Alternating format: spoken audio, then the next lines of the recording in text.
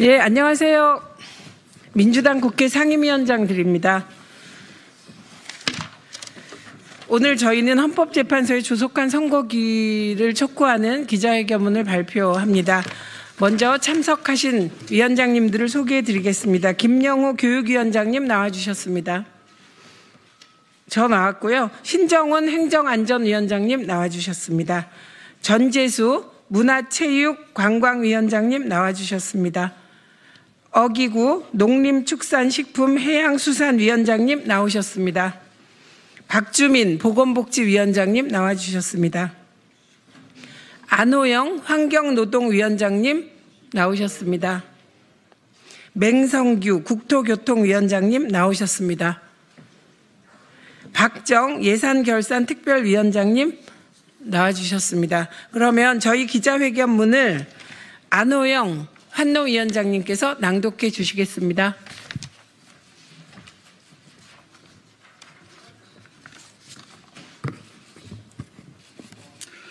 존경하는 국민 여러분, 그리고 헌법재판소 재판관 여러분, 저희 국회 더불어민주당 소속 상임위원장들은 오늘 대한민국의 헌정 질서를 바로 세우고 국정이 하루빨리 정상화될 수 있도록 간절한 마음으로 이 자리에 섰습니다.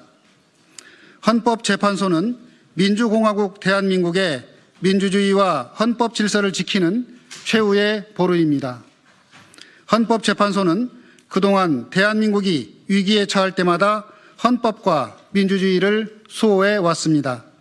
우리 국민은 헌법재판소가 언제나 대한민국의 헌정 질서를 수호할 것이라는 깊은 믿음을 갖고 있습니다. 지금 대한민국은 유례없는 대혼란으로 국민이 고통받고 있습니다. 대통령이 주권자인 국민을 배신하고 헌법을 위반한 비상계엄으로 내란 행위를 했기 때문입니다. 12월 3일 국민들은 대통령의 비상계엄 선포와 무장한 군대가 국회를 침탈하는 모습을 똑똑히 듣고 보았습니다. 정치의 혼란이 경제위기, 국격 추락으로 이어져 선진 대한민국을 총체적 위기로 몰아넣고 있습니다. 국민들은 일상의 평온을 잃었고 고통은 오롯이 국민 몫이 되었습니다. 그러나 국가 위기를 해결해야 하는 국정은 사실상 마비입니다.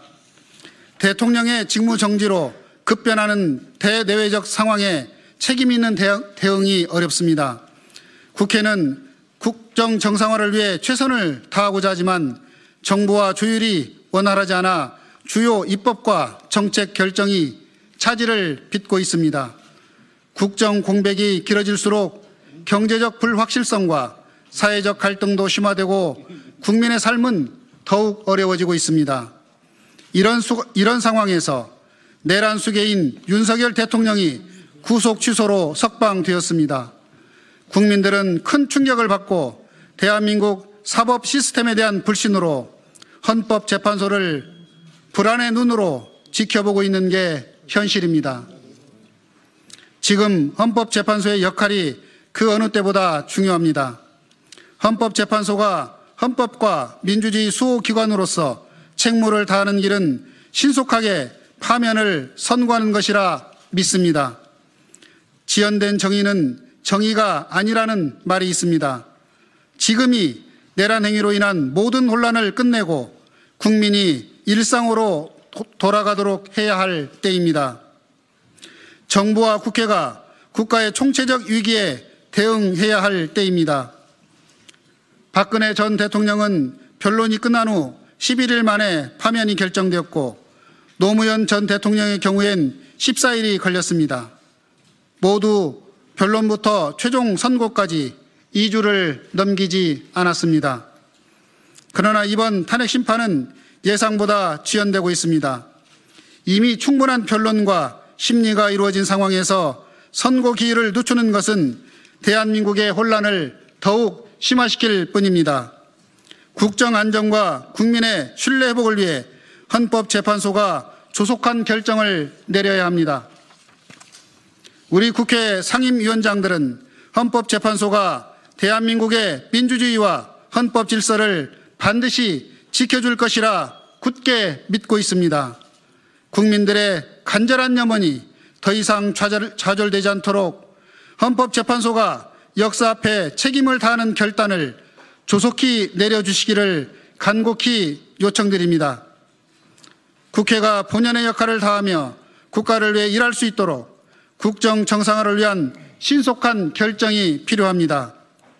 지금 이 순간에도 대한민국의 미래를 걱정하며 기다리는 국민들을 위해 헌법재판소가 정의롭고 신속한 판단을 내려줄 것을 거듭 호소합니다.